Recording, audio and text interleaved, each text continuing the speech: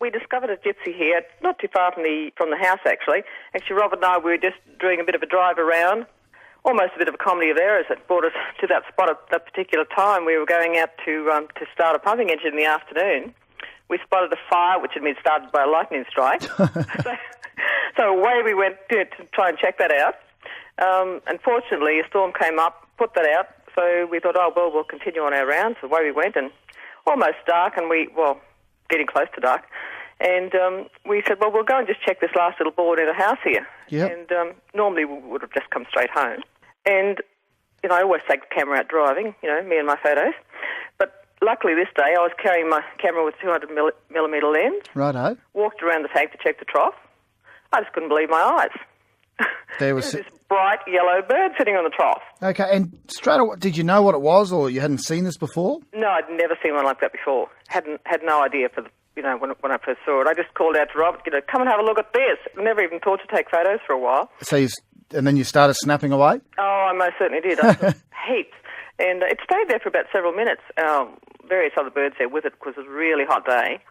But it seemed to be really good mates with a Cloncurry parrot. It seemed to be staying with it. All right. So we sort of studied it for quite a while. It had all the same characteristics except for this really bright yellow plumage.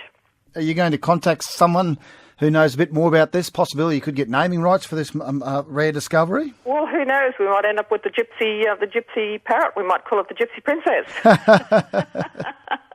If you spotted it once, have you seen it again since? Yes, we have. We saw it again on New Year's Day. Actually, the first time we saw it was the 22nd of December. It was a bit like the passage under the pear tree when we saw that, so close to Christmas. But then we saw it again on New Year's Day in the same area. So there's a lot of ordinary ringnecks in that area. Yeah. We must have counted about 20 in the same area, just the ordinary coloured ones.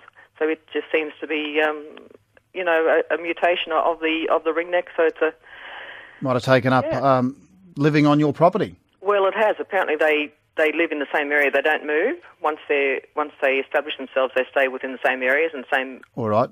Within about. And there's you've only seen the one, or are you seeing others? Or you believe it's just the same one you saw New Year's Day you saw before Christmas? Well, we think it is. We were talking to Bob Forsyth in Mount Isa also by email, and he's been quite interested in it, and a few other people in the parrot societies. And from the photos we sent, they seem to think it's probably the same bird. All right. So, but there may be others there, because apparently they have up to about 6 in a nest, so there may be others around there, or different mutations of that colour. Do you normally go bird watching, or?